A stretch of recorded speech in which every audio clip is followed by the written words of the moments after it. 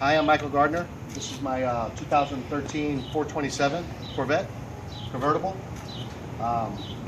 It's for sale. I'll tell you a little bit about it. I bought it in Pennsylvania and took it to Hinson Supercharged in Birmingham, Alabama.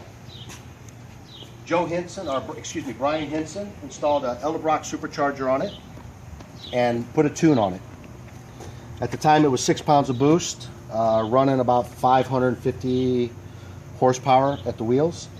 From there, I took it to East Coast Supercharging.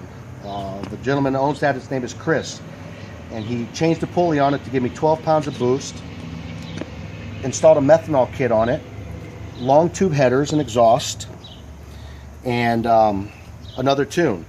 That brought it up to about 600-ish, 650 wheel horsepower. It'll do an 80-mile-an-hour burnout, but it's not really recommended because it's hard to control.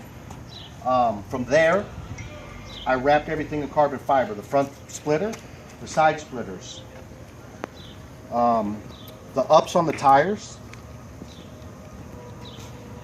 in the back, the rear fascia is all carbon fiber. I got all my carbon fiber from C7 Carbon Fibers online. They're pretty much the front runner on every new model carbon fiber ground effects. From that point, I took it to a man named Chris Brown of Louisiana, Missouri. That's a pretty renowned Mustang restorer and does awesome paint jobs, and he painted the car. I left it the original color, silver, but I love the stripes that came on the 60th anniversary, which this is, on the white car, and it had the blue stripes on it, so I had him run the same stripe setup up and down the car in flat black. It looks beautiful. It's a little dirty now. I drove it here today, but it needs a quick wash on it, but it's absolutely gorgeous. I have 3 gauges here that are pretty important. The top one is the boost level, how much boost you're pulling when you're standing on the throttle. The middle one is the fuel pressure gauge, which there's 60-pound injectors in there. And the bottom one, which isn't on right now, it lights up in a red LED, that is your air-fuel mixture. It runs around 14.5 normally. This particular car is the 427 version of basically a Z06, but it was designated as a 427. It has a selective switch on the center console from a Tour to a Sport package. If you leave it in Sport and you disable the auto traction twice, you could get into what's called competitive sports mode. You are the only safety factor at that point, and it's a wild ride. It takes an experienced rider to control this beast. Other than that, I can't really think of anything else that's been done. It's been taken well care of. It's never been in an accident. It's never been on a track.